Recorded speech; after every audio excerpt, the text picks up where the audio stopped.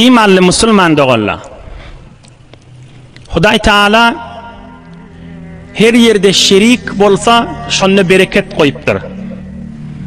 Muamelada, erheleylikte, oğulgıyda ma lem yakun ahaduhuma sahibehu فإذا خانه خرجت من بينهما رواه أبو داود. İki şerik muamelada erheleyde her yerde olsun. Şerik zindigi da erheleyde. Ama erheley ya iki muamelada şerik, iki ortak bol pul çıkarttırla, ya birinin iş birinin pulmuş her gaysi olsun. Şu yanımdakini utoyinip fikri daşarik çıksa aradan bereket gider deyiptir. İnni bir muamelan gurrunu değil bir giyecek gurrun. Erheley enata oğulgıydın gurrunu. Beter de erheleyin arasında gurrun. Ey cemaatla, ey yaş oğlallah. Hav dinlen, bir uyuşmelekte, hamana medreselerde, danışgalarda, ya bir mecmuu olya, bir idaralı olya, ya bir uyuşmelekli olya, devleti ya şahsi. Şun içinde işleyen adamların birinin fikri daşarda olsa, şu iş birimiz verir çıkıya, belli cedat be. Hamana bir öyün içinde ene dede oğul kız vada, öyün heleyinin fikri başka yerde olsa, öyün bereket gidiyor da. Öyün erkeğinin fikri başka yerde olsa, öyün nuri şu erkeğin üstünden ayrılıyor da. Yani şu erkek adam öyünden lezzet alıp bilmiyor da. Öyün kıydı, öyün oğlu fikri başka yerde olsa, şu kıydı, şu oğlun öyden bereket taf bilmiyor da. Ne mi deyip? Fikri başka yerde. Acip Allah Teala'nın koyun zatışı. Hem karhanalarda da şeyle, kargalarda da şeyle, medreselerde de şeyle. Bir müdiriyet etip duran, ya bir işlep duran, ya şongsunu zahmet çıkıp duran, işlep du fikri başka yerde olsa, şu işmelere zereri veriyor da şu. O hem biliyerli de, fikrin berik verdi adip. Şong biri ait diye, sen fikrin orta öz işimizde koy da, sen fikrin başka yerdeki diye. Erheleyin arasında da has. Bir oğullar, yaş oğullar ve fikri öydü de, enilin mıdam yüreğine ağırt diye. Gece 2'de, 1'de, gece 2'de, 1'de, ya gecen rakkaliye ya 12'de. Hulası fikir dışarıda öyün içerisi biliye öyün rahat et diye. Bir bereketçiliğe sebep de. Etmeliler şunu. Şunu yaş doğan çıklan, onu etmeliler. Fikrin öyün içinde olmalı. Erheleyin arasında da eğer zinanın fikri dışarıda olsa, necile dışarıda olsa, hamana dışarıyık çıksa, ödün bedecek, avadılacak, gelişiğe geçirecek, öyde adamsının beraberine hiçbir ihtiramı yok, ödünü tezyin, ödünü avadallamak, fikrini bernamasını diye, şu zinanı öyünün bereket taf bilmeye de. Öyünün bereket tapmasa ne mi? Tapmasam tapmayın neyse. Madam asabı hurt, madam içinden hudhuri öz içini ip, zindigitinden lezzet tapmanı, ahiret öyüne kaşın burun ölk diye de. Bir bereketçilik diğerleri şu. Ya öyün erkeği fikir dışarıda olsa, madam şu öyü gelini öz etini öz ip bir gün yıkılıp gitmeli. Bir bereketçilik bir derek zat diğerleri de şu. Ya bir zinana bir evin maşın gururundan dışarıda. Şu öyün öz içinde bir hicab raayet ettiyenmiştik. Şu öz yüreğinden şu adamımdır, şuna men hurmat koymalarını demese, şu öyden hiç bereket taf bilmeye de. Madam içinden bir zat etini ip duruyor da. Şu içinin etini yiyen zat ne mi? İçinin karanlığı da. Ya erkek şeyle, yine anasına rahmetmese, madem öyde bir zat şun etini iptu da, bir bereketçiliği da şun. Yine şu vurrunluğun himmeti, nemeden çürüyüm gerek bollu, inni göreyliğin neme gerek bollu. Resulullah aleyhissalatu vesselam, 100.000'den artık, 100.000'den kan sahabası bilen hac etti, tamam oldu.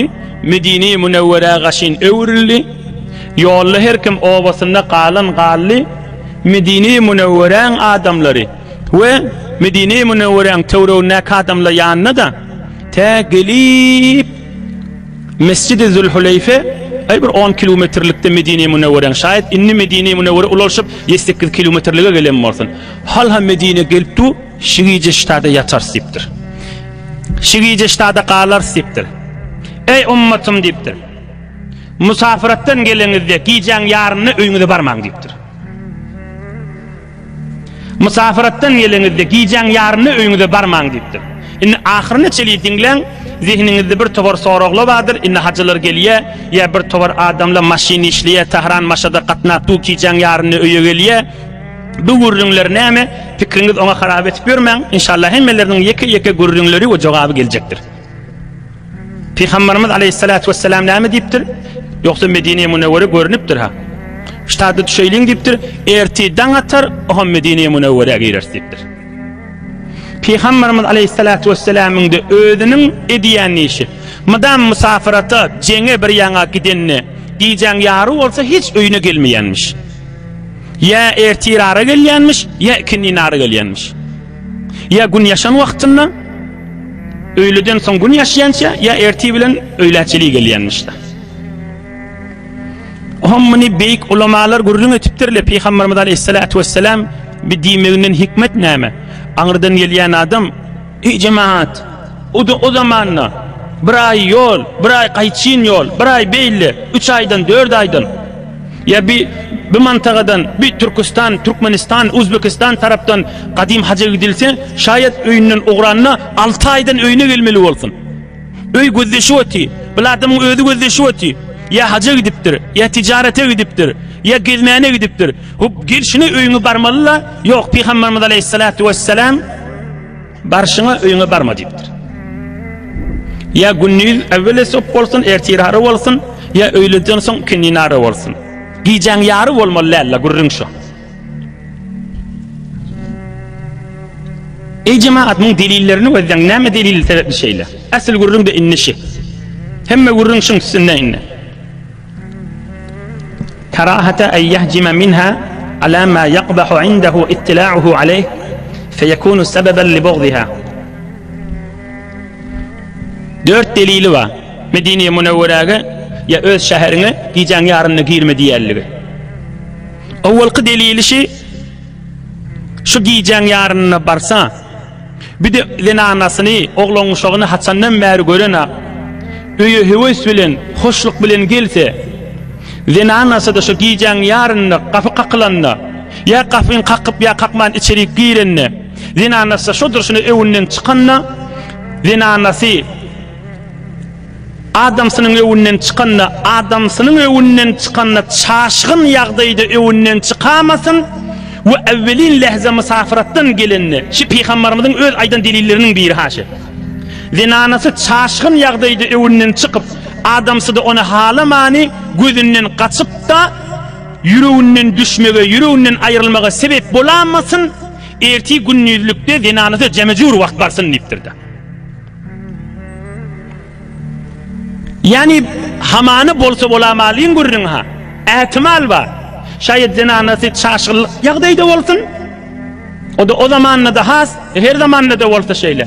Adam saçan geljegi belli de, çaşgyn ýagdaýda da öwünden çyksa, bir zinanamda şim men bir ýerden hewes etip gelýän, göresim gelýär diýip, bir bir çaşgyn ýagdaýda bolup, gözümden ýüregimden gaçadyň da diýamasyň diýip, Müslüman erhiliyle arasından yürek muhabbetleri dövülmesini Peygamberimiz giyecek girmen öyle deyiptir. Ey cemaatla, ey Müslüman ayallıqla, ey Müslüman erk adamla, bir Peygamberimizin tapşırıp duran zadını gör. Şeyle bolsa bolamasın deyip tapşırıp duha. Bir necire Müslümançılığın içinde bolmalı, bir zinana mıdam erinin için yak gezip ve özlü bilye için yak gezip verildiğini bir Müslümançılığın yersinde olmalıyım. İnni yankı gurrunda öwürläp bermeliler, yine öwürläp aýdyp Lenanası o yatim işte birden turup evinden çıkacakta. Yüreğinden gözünden kaçamasın diye Peygamberimiz aýdyp. Emme bilişilçi bir işler edip tu erimin gözünden kaçayın deyip Hudaydan korksun bilişler etýän adam. Bir iş etýän adam katı Hudaydan korkmalı. Hala zenana bolsun, hala erkek adam bolsun. Ya meselen erkek adamlar da gaw düşünýändir, aýtjak kefim zenanalar da. Hamana yaş erhiley da, jawan erhiley, yaş erhiley. Zinanası doğru erin täbil almaya, çayın başında, naharın başında tutup bolup oti.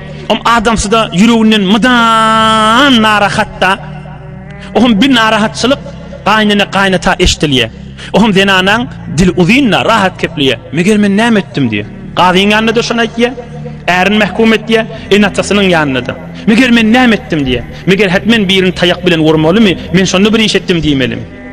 Imme oğrunça özünün harekatlary bilen, oğrunça etýän işleri bilen äriniň bagryny ýak giripbe, özüdi bilýädem şonu. Şoň içinden bir iman gerek, men şoň için ýak girsem, Hudaýyň gaharyna düşämäýin niýmella. Men şoň bagryny ýak girsem, men Hudaýyň gaharyna düşämäýin, iki dünýäň awarrasy bolamäýin niýmeli. Ve şu denanlarda men açık aýdyn, mydam etini iyip ölçünen öz äsap bolup, garanqot dünýeden geçer, ahiretde hiç bolar. Aynı şijirik erkek de şeyledi. Bir tovar erkek adam atın öy bilen işi yok. Bir saçağın başına, çayın yanına, harın başına gelye. Oğlunun şoq denasıyla ne gülüşye, ne kepleşye, iya içye gitye. Onun denanası bana sen bir mehabbetleş, bir gülüş, bir gururun ay. Näme sen çöröğün kemme? Näme sen öyün kemme? Näme sen nämen kemme diye özü de bilýärdi. Şoňa zulmedýärdi. Öz aýallygyna şey dilse özü narahat boljak. Ýöne görünüp duran daşarda onu vuranak, yenjenak. Emme ruhu bilen, ravany bilen şoňa eziyet berdi da. Hudaýyň ýanyna günahkar da. Allah'ın ýanyna günahkar da. Ýöne odonlykan aýdandyr. Mutaessifana bu zamanna zalim, mezlum gatşygylla. Saýlama eýwere gyn. Eýwere milletiň içinde gidip, milletiň dirdinden habaryň ba bolup da hükmedamasaňma, aňyrdan gelýän heleýin kefine gidip, aňyrdan gelip erkeğin kefine gitdiň, ýalňyşýan. Amany birjegedek adamsy denanasynyň diýenini etmese, birjegedek öýde çaýyň başynda oturmasa, bir tower denanly aýtdy, "Mydam çaýyň başynda oturmaýar" diýip Allah goýberýärler. Ya heftede bir gece şijirik mübarek jelese gelse, aslan gejelerde öýde ýok diýip ağlanşyk bolup ağlaýarlar. Zalim mezlum ýöne mutaessifana gatşan zaman bolupdyr. Onda da bolsa men şeriat hukmyny Resulullah'ın ýaşaýyşynyň üstünden we aýdan kefiniň üstünden türkmen dogalary eşitirilýärdi. Gadryny bilen adama dirman gurrunlerdir, camiani, öýleri, oğulgydy, erheleyi, tertip we terbiyet bermen gurrunlerdir, gadryny bilen adama. Gadryny bilmedik adama da kulagyna altyn goýup peýdasy ýokdur. Qysgaja kep näme boldy? Qysgaja kep şu boldy. Ähli sünnetin 4 mezhep başynyň biri kim? İmam Ahmed ibn Hanbal. Hanbali mezhebin imamy. İmam Ahmed ibn Hanbal näme diýär? Ey cemaatler. İmam Ahmed ibn Hanbal näme diýär? Ey cemaatler. İmam Ahmed ibn Hanbal näme diýär? Öz denanasy barada. Ey cemaatler. Allah bilen and içýänler. 30 ýyl berden anam men zindigi etipben. Bir gezek ýardyma düşenak denanamyň için ýakynlyp bir iş eden bolayyn. We denanamdan bir gezek bilemek men içim ýakjak bol bir iş eden bolsun. Şuň ýüregine agyrdaýyn, şuň için ýakyn, şuň bir dert nämedigini bildireýin. 30 ýylyň içinde men bir gezek şuňa demek bir harekatlary denanamda bir gezek maňa bir iş edenak bir işe men içim ýakjak bolup diýär. Ahmed ibn Hanbal kimmişdik? Peygamberimizin mübarek sözünden 1 milyon hadis ýat bilýänmişdi. 1 milyon hadis Peygamberin sözüni ýat bilýänmişdi.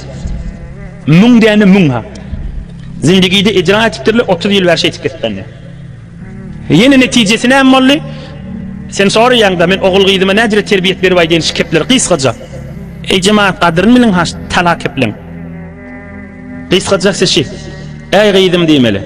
Äriň gowy görýän zadyna ihtiram goý, äriň ýokuş görýän zadyna da ihtiram goý diýmeli. Äriň gowy görýän zadyna ihtiram goý, şol işi etjek bol, günä bolmandan soňra. Äriň ýokuş görýän zadyna da ihtiram goý, şol işi etmejek bol, günä bolmandan soňra ineş. Eýni şikip erkogulymyza da aýtmaly. Ey oglumyz diýmeli. Zinanaň gowy görýän zadyna ihtiram goý, günä bolmandan soňra. Zinanaň ýokuş görýän zadyna ihtiram goý. Şol işi etip ýörme, Hudaýyň buyrugyny zady bolmandan soňra. Qysgaja kepşidi. Nikah akdedilenne, nikah akdedilýän ýerlerde deftere esnatlary ba adamlar we ahunjallardan Allah üçin isteýän işler tezekkür bermeli, nikah gylip duqa. Şitak imza et, şitak imza et, şitak imza et diýip aýdyp duqala, şikeplerde aýtmalylar. Sen wezifeňdir adamyňa ihtiram goýmak, sen de wezifeňdir denanaňa rahmet etmek diýmeli. İmam Ahmed ibn Hanbal'ın misalyny gözle. O minni bir mi uzaklaşdyrýly bir gurluňy, oy açyk bolsun, zept bolupdy. Şu zatlı belli zatlı näme dip yürüyme ya onun iyiliğin içinde? Şun delil näme qam? Jogabını özüm aytıp berjek ha. Şu zat şu yankıp bellice de dinana adam sana ihtiram koymak, er heleyine rahmetlik bellice zat kişi näme dip yürüyme ya? Şun yürüymeyerliginin bir dinana şık öýde yürütmeýärligi ya bir erkek öýde yürütmeýärliginin ulu delili, bir biderek delili halk şeytya men boydaşımdan çekinýän ya boydaşynyň agdyny ökünýär ya dosynyň halkyň agdyny ökünýär. Hamana film görýär, filmlerdäki ada bolup duran zady öýünde yürütjek bolýar, biçare. Filmde görýän zadyny adamsyna icra etjek bolýar. Ya zinanasyna icra etjek bolýar. Şu barada Peygamberimizin bir sözüni okuýaýyn, oham ikilenji delilini okuýaýyn. Ey Resulullah can bir söz aytypdyr. Şu zamanny dagy talap bilen ýazyp goýmaly.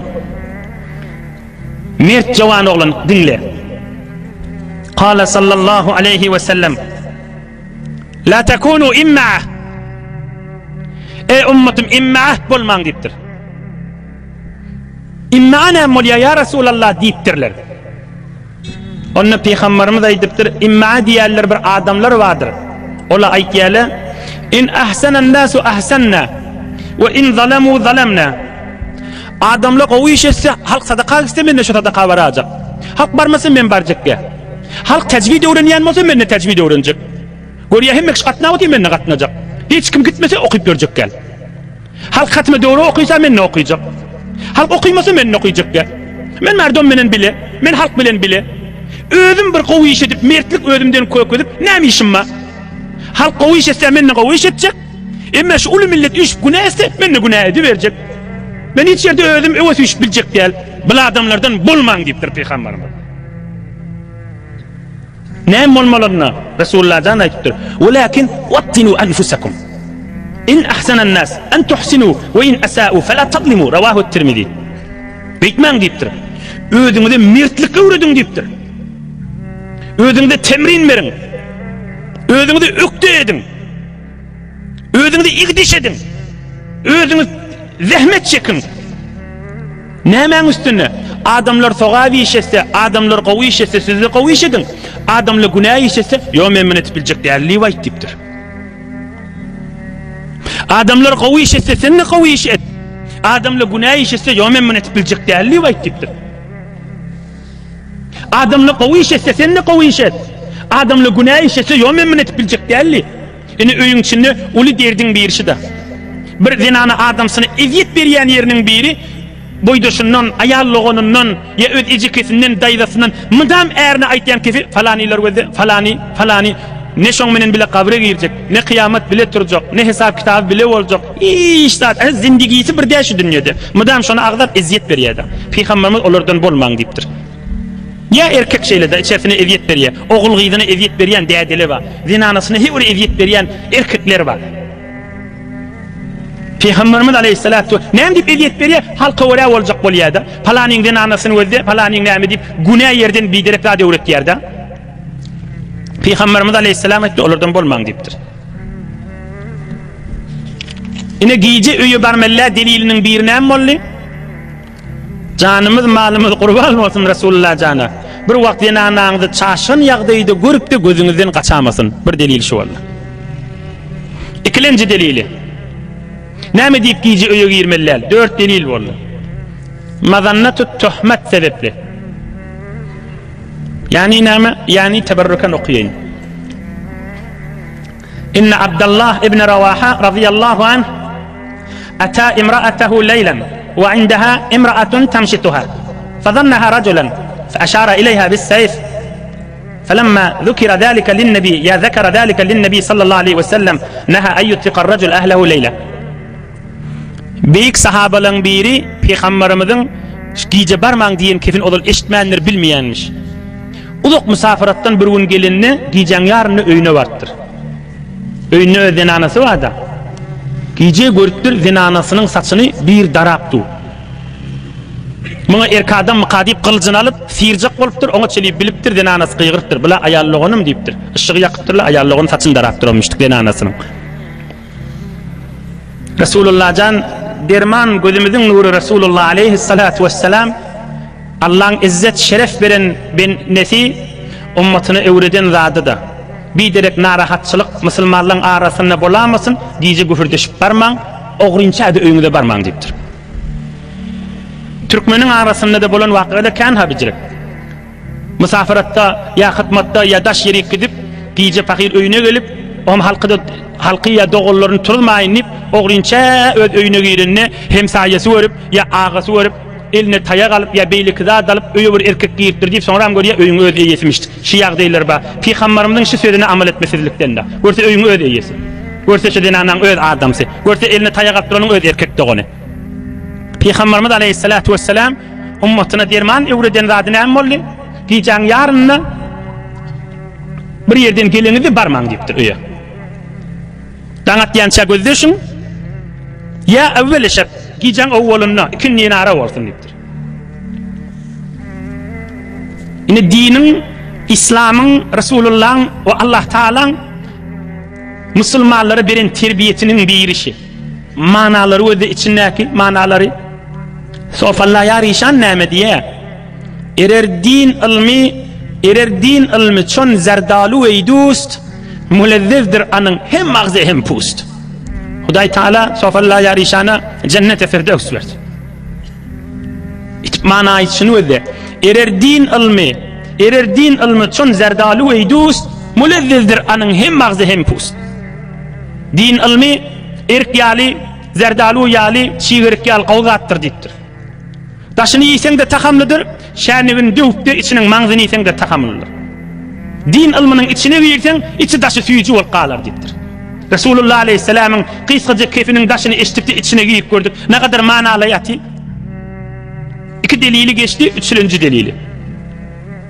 Delilül istidan.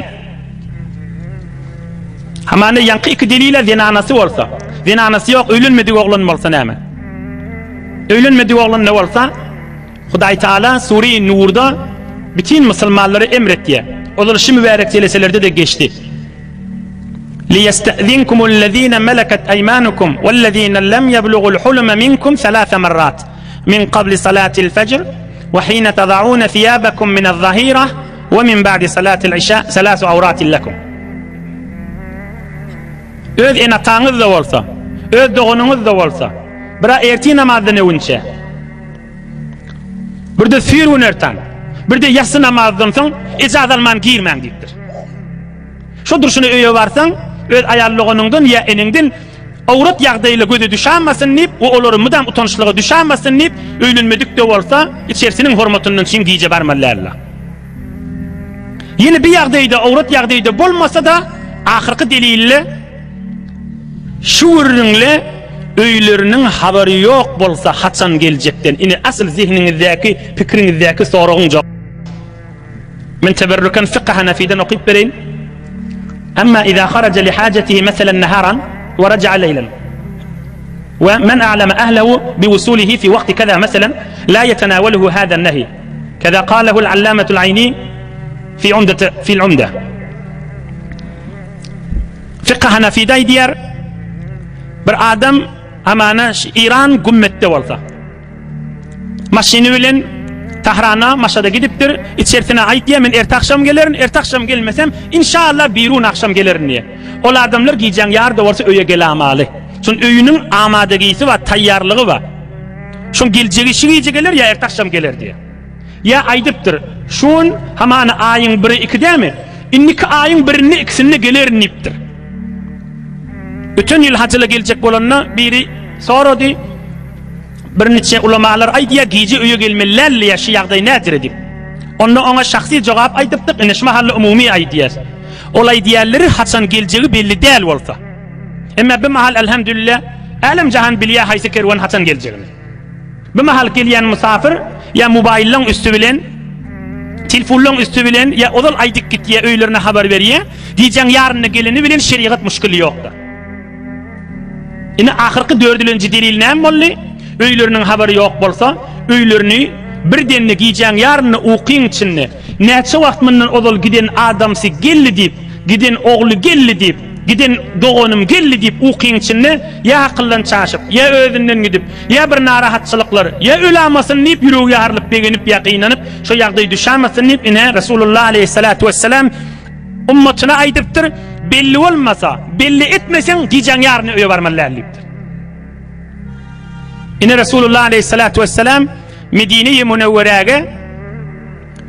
Munawwaraga girip görüp emma girmeni ummatyna aýdypdyr. Höwesimiz bada bolsa gijan ýary boljak öýe barmalar diýipdir. Erti inşallah daňatanna erti namazy okap ogurarys.